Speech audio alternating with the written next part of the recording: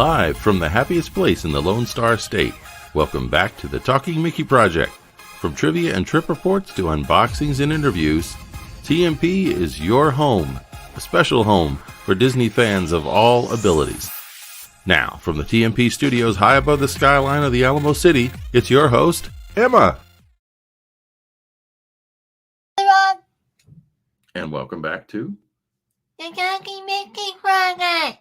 Tonight We Got What Going On An interview with Miss Kaye Malins Malins, from the director of Walt Disney Hometown Museum in Missouri and Marceline, Missouri. Marceline, Missouri. Plays Jeopardy theme song while waiting. There you go. All right. Thank y'all for coming back. Good to see you, Sarah. Good to see you, John. Sir Willow, thank you for coming back too. You were also on early, Sarah. Yeah, thanks for coming back early and getting us ready, because we got a chance to say hi even before we started. That was awesome. If you're new to my channel and haven't yet subscribed, make sure to subscribe to my YouTube channel and spread the word to help me reach my project with 1,000 subscribers on YouTube before November of this year, so I can start live streaming on my phone on the YouTube app. 2 hours later. Yeah, that's a fun popcorn. So yes, Emma's trying to reach 1,000 subscribers. She has 252 the last time I checked. So that is awesome. 250 is a great milestone. Yeah, thank you all so much for supporting and for subscribing, guys. I love you all. And Sarah, I think we missed last time when it was your first time to visit. So we owe you a first visit button. So thanks for coming back. Yeah. Technically you're second, but we still owe you that first visit button. So thank you again for being here. So tonight, yes, we are going to be talking to Kaye Malins. Yeah. And I'll give a little heads up to everybody. It was a really fun interview. Yeah. Emma had some great questions. She had, of course, had some great answers. We got through 10 questions. And the last question, of course, cliffhanger, you're going to want to hear because she personally knew Walt Disney. Oh, you might need to put the little thing to talk. Well, I'm explaining that now. Okay.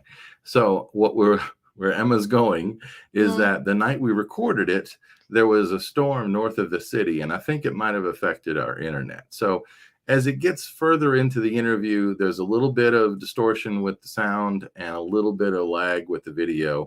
But I went through and edited everything that I could to make it a little smoother. And we actually had to edit one of the questions out that we originally had listed because it just didn't work with the audio visual.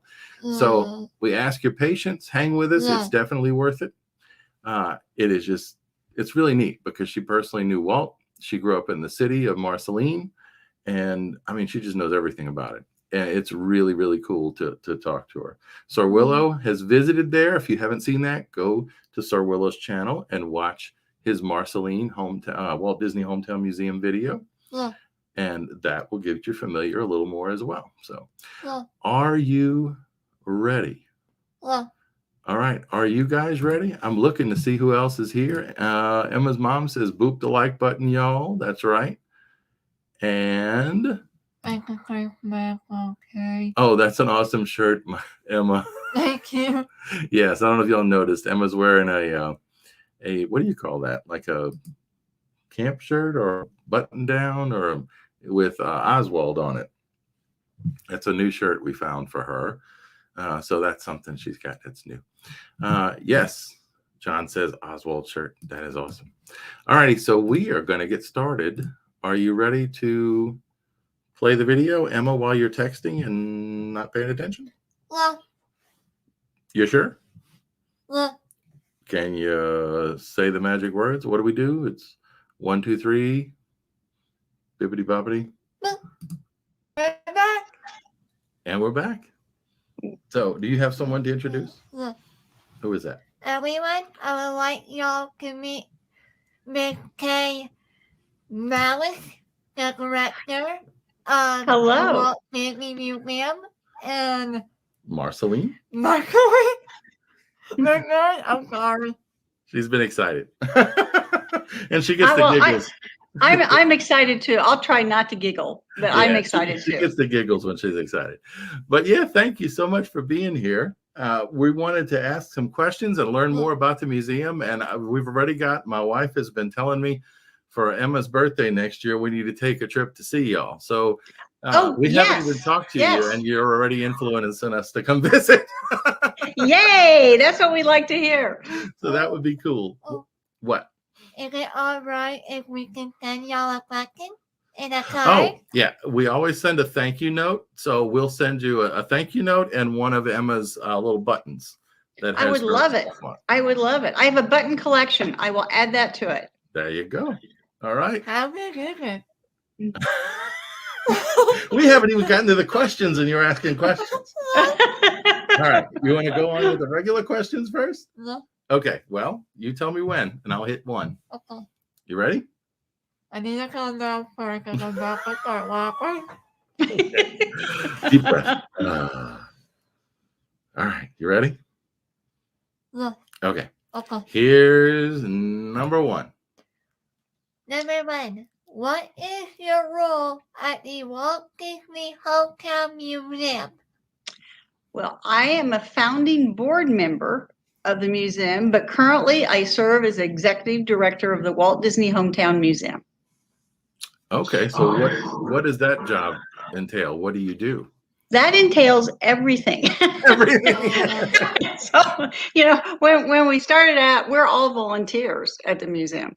Okay. And when we started out, it was, okay, you're cleaning, you're painting, you're doing all the things you have to do to get something started that is a heart connection, something that needs to be done. So I've done pretty well everything you can think of, from cleaning the floors to designing exhibits. I'm your girl. I do. Right. Are you ready for number two? Yeah. Okay. When was the museum established? And hold on, what is its mission? Well, the museum was established in 2001. We did it to honor the 100th year anniversary of Walt Disney's birth. Okay. And yeah, so that's why it was in 2001.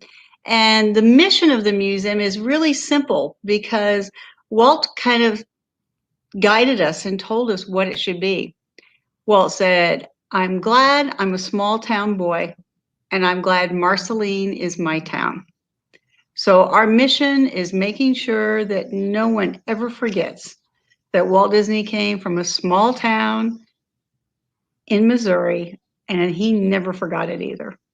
So that's our mission. You have two collections of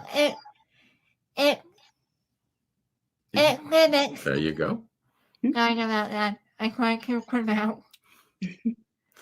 Anyway, one is about Walt Disney and the other one is about the local railroad history. How do they relate to each other? Well, I'm sure since you are a student of Disney that you know that Walt Disney's love for the railroad is legendary. And Marceline owes its very existence to the Santa Fe Railroad. We were the last leg of expansion for the Santa Fe between Kansas City and Chicago. And they found that they needed a town every 100 miles to service steam locomotives, so they built Marceline to service steam locomotives. So it happens to be that Walt Disney had one favorite uncle whose name was Mike Martin. And Mike Martin was an engineer on the Santa Fe Railroad. And his run was from Fort Madison, Iowa to Kansas City, Missouri, which meant he came through Marceline all the time. So back in those days, and even when I was growing up, engineers on the Santa Fe had a certain toot that they would do on their horns. And of course, when Walt was growing up, it was a steam whistle. So Uncle Mike Martin he'd be coming into Marceline, he would slow the train down, he'd give that certain toot that was Walt's signal to know, hey, that's Uncle Mike Martin on that train. Walt would run down a half a mile to the railroad tracks, jump in the engine of the train with Uncle Mike Martin and ride down into the railroad yards. So our story, the museum story, Walt's story, and Marceline's story are intertwined absolutely forever. If you were from Marceline, or if you were a Santa Fe engineer, you got into Disneyland free. That would be pretty cool, wouldn't it? Did you know that? Yeah. Wow, that's cool. Isn't that cool? Mhm. My dad was an engineer when I was growing up for the Missouri Pacific, and it It wouldn't have became worked. it wouldn't have worked. And It then wouldn't have worked. it became the Texas Pacific, I think. Mhm. But I remember when I was little, just going to the train yard to see the trains and the caboose and all that stuff. That was just fascinating as a kid. So I could imagine what it was like for him. Oh, it was absolutely fascinating. And Marceline was a division point on the Santa Fe Railroad, which meant that we had crews changing here in Marceline. Yeah. And even when I was growing up, we had 7 passenger trains a day. Wow. Yeah, and it was a direct route from Los Angeles to Chicago. So I can remember that we would go down on a Saturday night and park a car, and we'd wait to see what movie stars got off a train, because they were still traveling by rail a lot at that time. It was before everybody started flying over. So it was exciting to see who was traveling through Marceline. Oh, here's a little fun fact. I know we're recording, What's that? but here's a fun fact. We actually have a railroad right behind our house. Oh, yeah. So we You can do? pretty Well, good. well, we still have 70 trains a day that come through Marceline. Wow. Yes, and I live about a half a mile from the railroad tracks, and so I hear the trains all the time. Just like you. And it was really interesting. We had a derailment right before you got to Marceline, and suddenly it was really quiet for about 2 weeks because they had to clean it up. And we were all going, it sounds so strange not to have that railroad sound going through all the time. So That yeah, makes we all sense. missed it. Cool. All right, you ready? Yeah. All right. Number 4. What was Marceline. Marceline like when Walt was there as a child? Do you think Walt will recognize Marceline today? Well, when Walt was here in Marceline as a child, I think it was very much like it was when I was growing up here as a child. And Walt most definitely would recognize Marceline today. I mean, when he came back in 1956, his memories were so vivid of where everything was. And he'd go, well, yeah, that's where the electric plant was, and this is where this was, and this. And when we got to the farm, he and Roy were like little kids. They were punching each other and go, yeah, it's still there. The tree is still there. Look, the barn is still there, and everything, So his memories of Marceline were totally embedded in his memory forever and ever and ever. He never forgot anything about Marceline. And I think one of the things that held it so dear in his heart is when the Disneys were here, it still had a sense of community, which we still have today. I mean, they were welcomed in the community. They were embraced by the community. And we all know that Elias wasn't much of a farmer. And so, but he tried. But all the neighbors on the road where the Disney farm was all tried to help him. And it's interesting because descendants of those families still live on those farms down the road from the Disney farm. Yeah, we have 7 centennial farms on this road, whereas the descendants of the same people that helped Elias Disney are still living here on the road. Number Okay. 5. All right. Okay. Okay, I'll think for a minute. Okay, I'm good. All right, I'm good too. What brought Walt and his family to Marceline? Well, it's interesting. They were living in Chicago, and Walt had 2 much older brothers, Herbert and Raymond. And Herbert and Raymond had some friends in Chicago their dad wasn't too happy about. So he wanted to get his family out of the city. So he looked at a lot of communities to move to, but Elias's younger brother, Uncle Robert, already owned land in Marceline. And he said, I think you better check out Marceline. He said, it's a really good community. It has good people, has good values, and good education. So Elias came to Marceline. He checked it out, and he agreed with his brother, and that's what brought them to Marceline. Yeah, but it's interesting because Uncle Robert never lived here. He just owned land here. But he'd owned land here for quite a while, and he had friends here. But Uncle Robert never lived here. But yeah, he was a good salesman for Marceline. He liked us. You ready? Yeah. All right. Let me think. Why do you believe Marceline played such a part in Walt's life? I think it was the only time he ever got to be a kid. When Walt was in Marceline, he was king of the countryside. He got to roam around. He got to play. And it was also a place where he experienced all of his childhood first. He attended his first school. He saw his first concert. He went swimming for the first time. He went sleigh riding for the first time.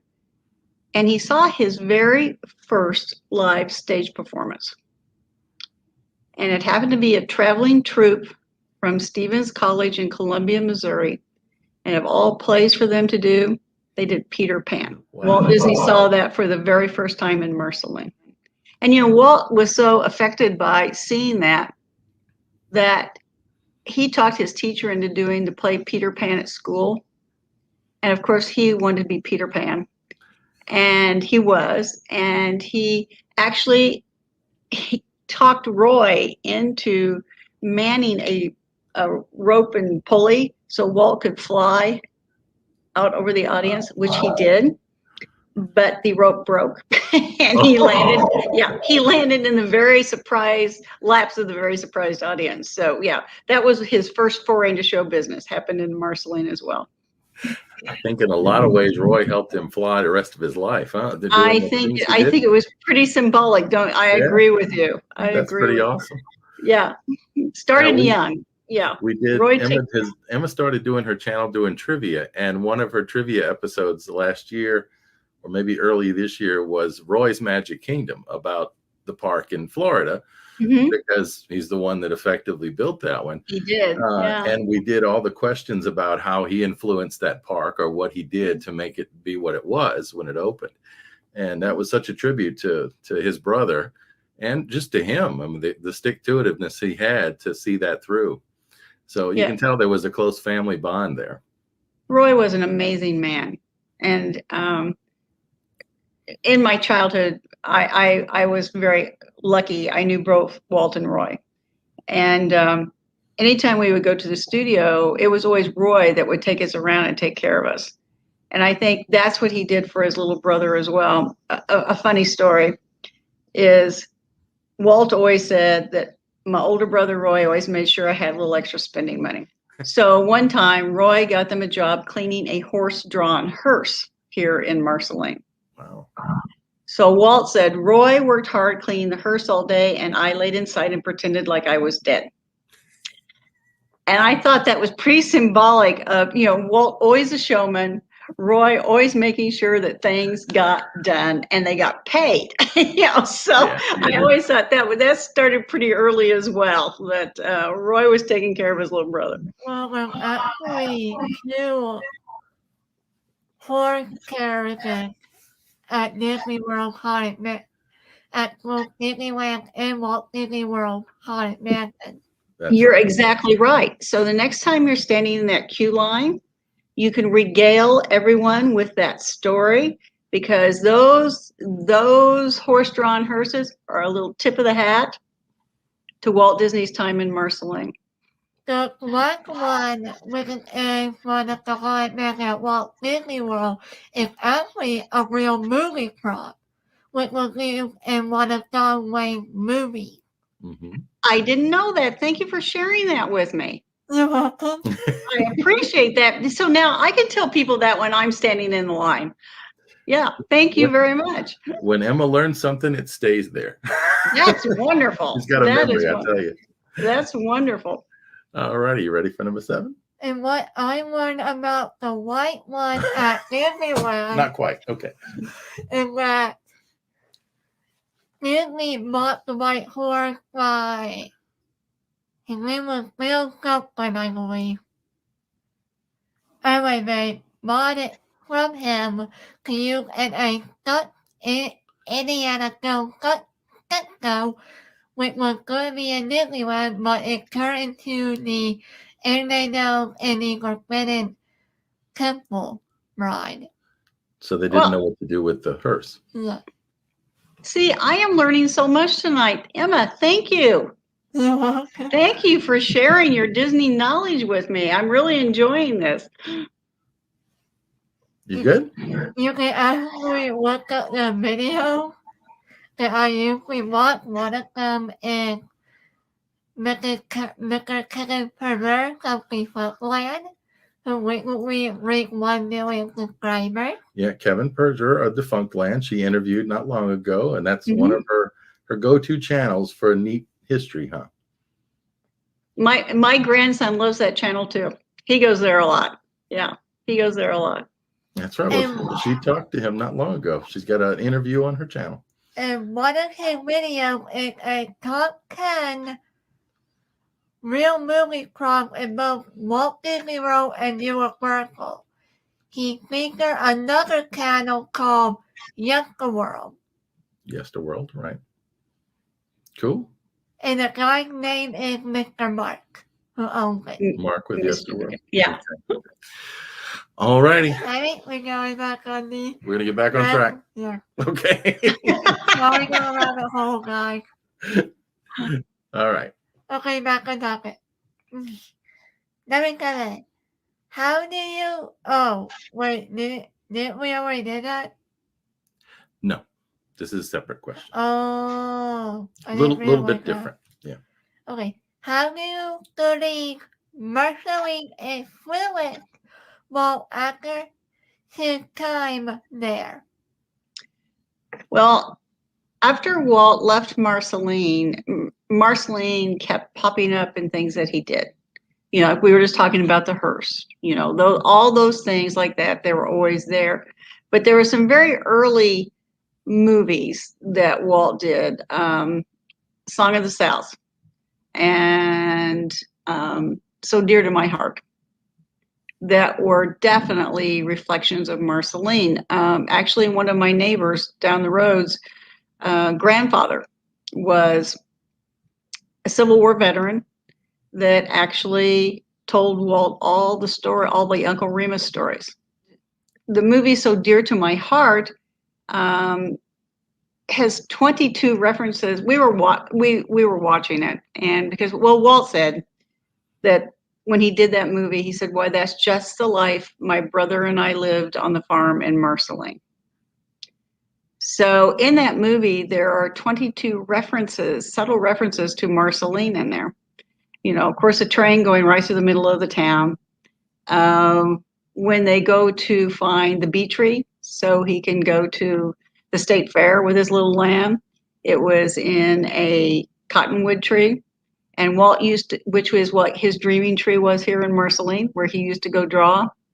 And, you know, they found it in a swamp, and where he and his brother used to play on the Taylor farm was a swamp. They called it the Black Lagoon. So there's just all these subtle references in that movie that tie back to his time here in Marceline. And again, I think it was because he got to be a kid here in Marceline. You know, Walt had his first show business experience here in Marceline, not only the Peter Pan play, but he held the Disney Family Circus, where he dressed baby animals in baby clothes and charged the neighborhood kids to come in and see it. So his audience left pretty well not impressed. Walt would say later, you know, you can't train a cat to do much. So his mother made him give the money back. And he said he learned his first valuable show business lesson: give the public more than they expect. And I think that's something that followed him. Again, throughout the rest of his life, because look at the parks that he did. Give them more than they expect. So I think the lessons he learned in Marceline during play and just being with people who cared about him and encouraged him, that's why those memories were so strong. Another reference to Marceline happens every night at the parks. And Walt called it the perfect kiss goodnight. And the fireworks had happened once a year in Marceline on the 4th of July, and the Disneys were not people of any means, and so there wasn't a lot of money to spend on fun things.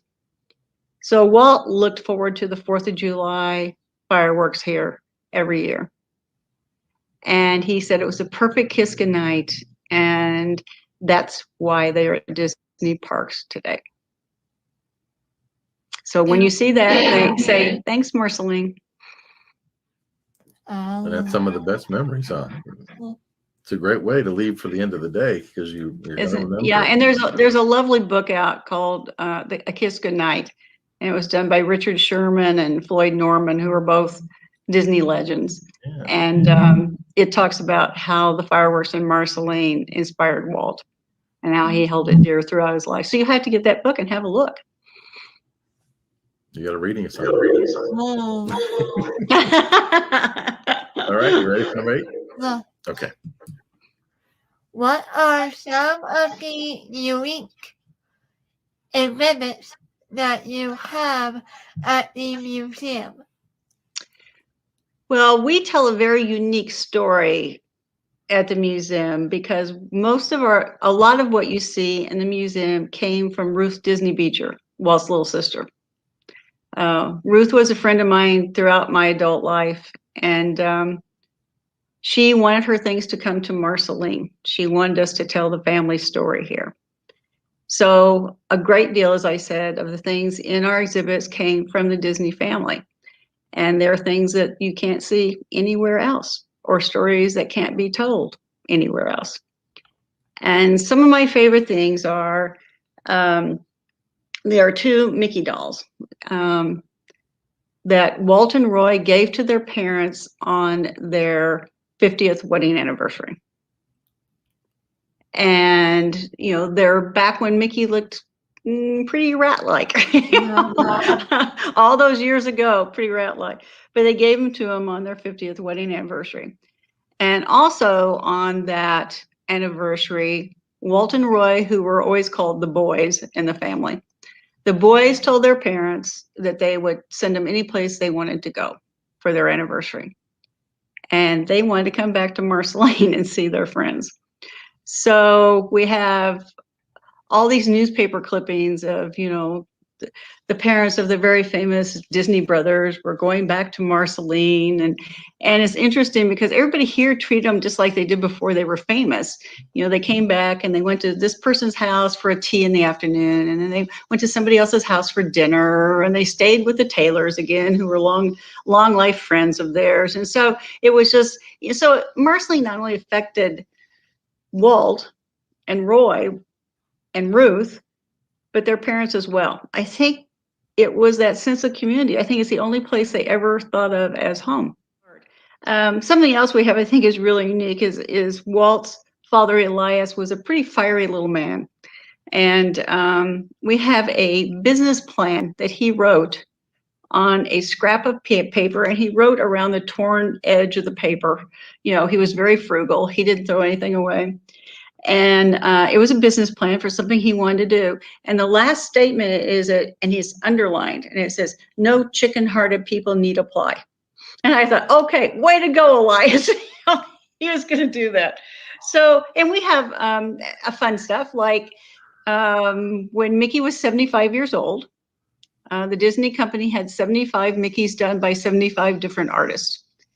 And they toured the United States. They were launched at Walt Disney World, then they went to Disneyland, and then they toured the United States for about a year. And one of our museum patrons bought us one of those for the museum.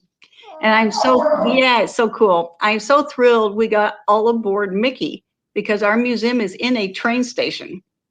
And we got all aboard Mickey, but especially because it was done by Ollie Johnston. So that makes it especially very, very special to me that we have something that Ollie did. So there's a large variety of things that in the museum that are not only family things, but are other things as well. So. Yeah. Oh, I can't. Oh, that's a great one. Thank you for sharing that with me. That's a good one. It's kind of big, like I think 2 feet tall, 3 feet. Yeah, I think it's 3 feet. He's pretty big. It is actually a replica of the original Mickey Mouse doll. From that was an engineer, right? From the archives or somewhere like that. Yeah. Yeah. So anyway, you're a lucky, very lucky girl. All right, you ready for number 9? Okay, number 9. What is Toon Fest and how does it celebrate Walt's legacy? Well, Toon Fest is a celebration that we've been having here in Marceline for 23 years. And it started out as being able to celebrate a few local cartoonists. But it has ended up, we've had Pete Docter from Pixar. We've had Mort Walker, old school Beetle Bailey here. We've had Academy Award winners. We've had these incredible people that come to Marceline to celebrate Walt Disney. He was their inspiration for everything they ever did, to celebrate Walt Disney and to celebrate the art of cartooning. So it is an amazing small town celebration that you cannot do any place else. We feel very fortunate. We've never invited anybody that said no. Sometimes it didn't fit in their schedule and they go, I want to come next year.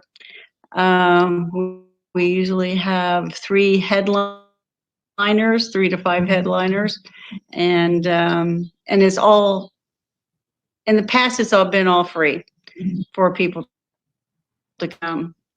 We have a student day where we invite high school journalism and art students to come. Schools let them out. It's a school project that they get to do. And it's incredible because these cartoonists that we have come here are such giving people that, you know, if you're interested in cartooning and a high school student brings their little portfolio, these guys sit down and talk to them and they will actually mentor them. So it is just a continuation of art that Walt started drawing here in Marceline underneath his dreaming tree. And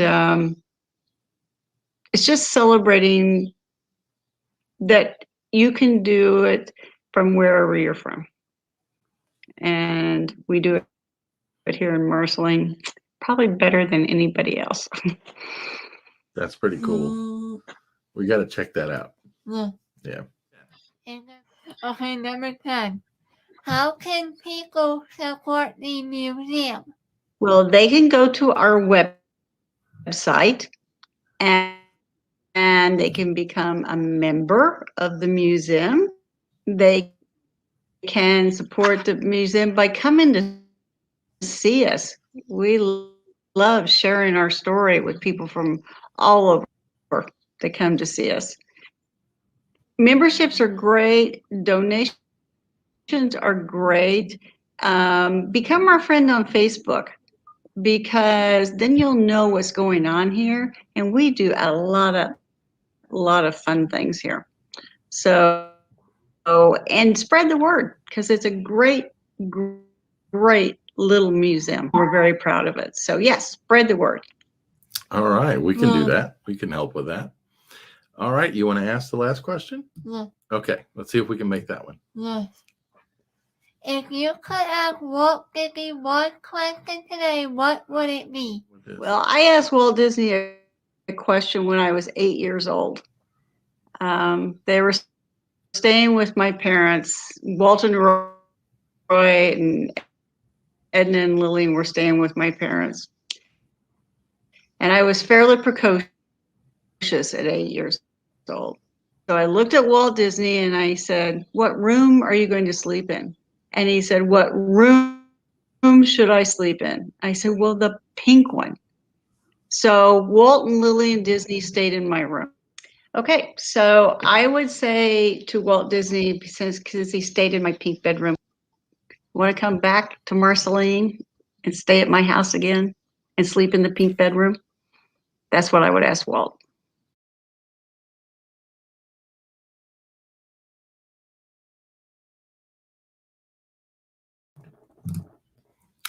Well, Mama.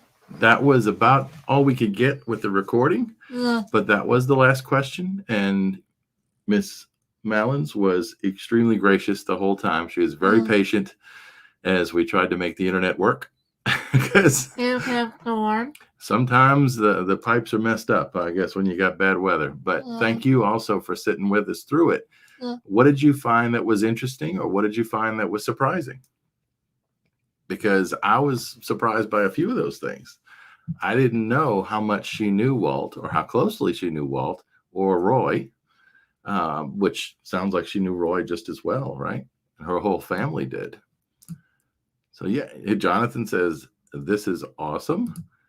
Iris says, "That was a great question." Yeah, I think so too.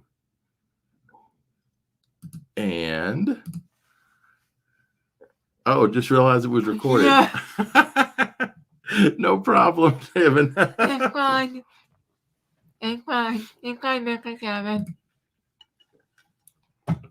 We are planning to try to go at some point, maybe next year if we can, because it was really interesting. And you can see some of the exhibits online, but again, Sir Willow has a great video. Yeah.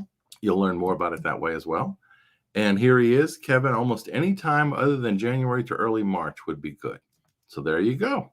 That's some expert feedback from Sir Willow. So yeah, what do y'all think, guys? What do you think of the interview? Credit to the expert. Extra credit to the expert. That's right. And Kevin Riley, who has been commenting there, you see in the chat, is actually going to be one of Emma's guests pretty soon in October to talk about the Haunted Mansion during October, right? Jonathan says, "No worries about the storms, but Talking Mickey project worked out very well." Thank you very much. Thank you, Jonathan. There you go. She does a good job. Well, yeah, I think that was about it, but you did have one announcement, right? Yeah. Before we do the announcement, let's share with everybody who's coming up soon, because Emma has a bunch of guests coming up soon that you don't want to miss. And one of them will be in October with Wendy Haunted Mansion Live. Including Kevin, right? Yeah. All right, so this week we have coming up trivia on Wednesday night, Storybook Circus trivia. Next Saturday, don't miss Mark Silverman. He's a voice actor, Disney fan, and you know him as the voice of Rod Serling in Disney's Hollywood Tower of Terror. The only one in America now. That's right. And we've got Main Street USA trivia coming up in a couple of weeks. We've got an interview with Omar Ilkayubi, which is the development manager. He's a development manager at Give Kids the World Village in Orlando. That's Florida. right. We've also got trivia with Enchanted Tiki Room coming. And then this gentleman who has been commenting, Mr. Kevin Riley, he has a page on Facebook called Haunted Mansion Dead and Breakfast. And that is a photo that I swiped off his Facebook. I hope he's okay with that. And then also in October, Jeff Baham, who is the founder of doombuggies.com, is going to be interviewed by Emma. So we're excited. We have more guests being planned. Yeah. We're also hoping to talk at some point in the next couple of months to the people who are operating, who restored and are operating Walt's birthplace in Chicago, right? Yeah. Walt Disney's birthplace. The house that he was born in and his family lived in for a while has been restored. And there's a cool website with people that did that. and we're hoping to have Emma talk with them as well. So, yeah. Iris says, yay. Kevin Riley, Instagram, no Facebook. Oh, okay. I'm sorry. So Haunted Mansion Dead and Breakfast is on Instagram, no Facebook yet. He says, I love that picture of me. You're very welcome to use it. Thank you. I appreciate that. I was looking for one that would kind of work with the whole Haunted Mansion thing really cool with the image, and I think that worked out good. And Jonathan says, I haven't been to Walt Disney World, but I have been to Disneyland. Well, there you go. Disneyland is really cool. If you've seen some of the interviews, look at Emma over here. Join the rest of us, would you please? I'm texting. She's texting. I know. We'll wait till we're done and you can text. I think she's commenting actually in the chat. But Disneyland has a lot of some of the really good versions of the rides that are in Walt Disney World, and probably vice versa too. So are you ready now to give your announcement? You're going to have to join. The hiccups. You're going to have to join us too. Okay. So guys, this is what she wants to share with you, and it is about what? Michael Gunn. It is about what? My campaign for Fiesta Equestria Royal Court 2022. That's right. So let me give a little background, okay? Yeah. We live in San Antonio, Texas, and sort of like Mardi Gras is a big deal in New Orleans, Fiesta in the spring in San Antonio is a really big deal. Emma has been part of a program that's operated by Disability U.S.A. called Fiesta Especial, right? Yeah. And you can pick another nonprofit to help raise money for, and she's chosen Fact Institute, which is the school she attends. So she is campaigning to be a member of the Royal Court. Hopefully Queen. Hopefully Queen, but a couple of years ago, she was a Duchess. She Yeah. raised almost $5,000 for her nonprofit back then, and she's hoping to do some more there. So we wanted to share that. If you go simply to TalkingMickey.com/Fiesta. there it is, right in the middle of the screen, talkingmickey.com/Fiesta. You can, if you would like, donate to her campaign. It's a GoFundMe page. And you will also find more information about what is Fiesta Especial, how can you help.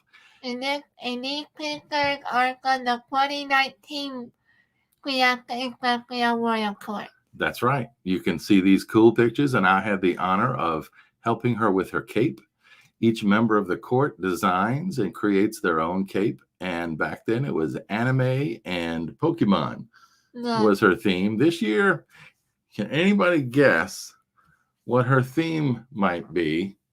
Maybe something to do with a certain mouse. I'm not sure. No, it's not a rabbit. It's not a rabbit. But yes. And then here's some of the other members of the court. And really good friend Junior there with his chef's crown, because he wants to be a chef and is an excellent cook. Yeah. And then also there's a photo here with the bigger group that was taken when they visited a local pediatric floor at a hospital. So they do a lot of great work. If you're interested in helping. What? Crit? No, that was at the hospital. Oh. Remember? Oh, the kids hospital. Yes. That was still under development, right? Or no? No. Okay. Nope. That was at University Hospital. Oh. Yes. So there you go. But anyway, if you would like to support Emma, you can go to talkingmickey.com/Fiesta, and there's her GoFundMe page. Fiesta is Fiesta. Fiesta. That's right.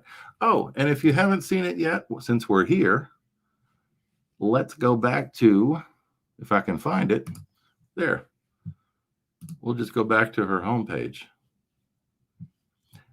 So if you haven't been to her website, it's talkingmickey.com. Make her go and hit the Patreon button to support me on Patreon at Talking Mickey Project. Subscribe through YouTube. You can just hit the button. You can follow on all the social medias, where you can see those kind of changing colors at the moment. Cool. And then also she's got her, like I said, her YouTube subscribe and her support for Patreon. But if you want to know more about Emma and why she's doing what she's doing, as well as see previous interviews, and hey, there's Sir Willow. He was her 1-year anniversary show Yeah. special guest, and that was a really cool one. You got to watch that one. And then see Fake Theme Very cool. Park and lots of others. All of the previous interviews and trivias are up there. You can watch them all there if you'd like. And here, this tells you a little bit more about why Emma's doing what she's doing, what the channel is all about. There's a picture of a particularly amazing looking Daddy. daddy. No, I was gonna All say right. I was gonna say Yeah. Disney family, but yes, Disney mom and Disney daughter. I would put it that way. Yeah, So Daddy. anyway, so yeah, that's all that's about. And then we also have other things on there about the YouTube channel. She has a Facebook group, which is called Differently Abled Disney Fans. And this is it actually live on Facebook. Yeah. So there you go.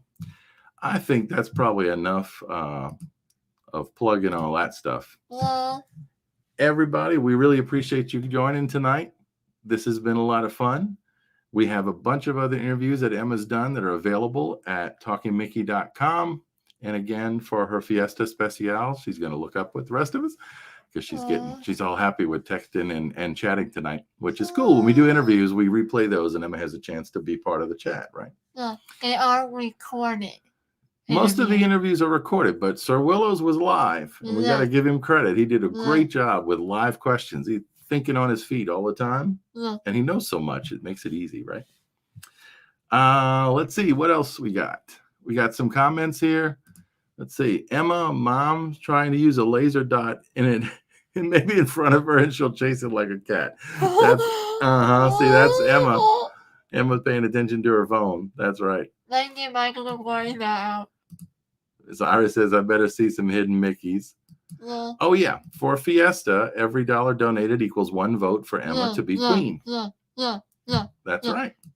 Can we go over to 1,000? And let's see what else out there. Oh, Sarah saying good evening. I think that's a good cue for us as well. Yeah. Thank you, Sarah.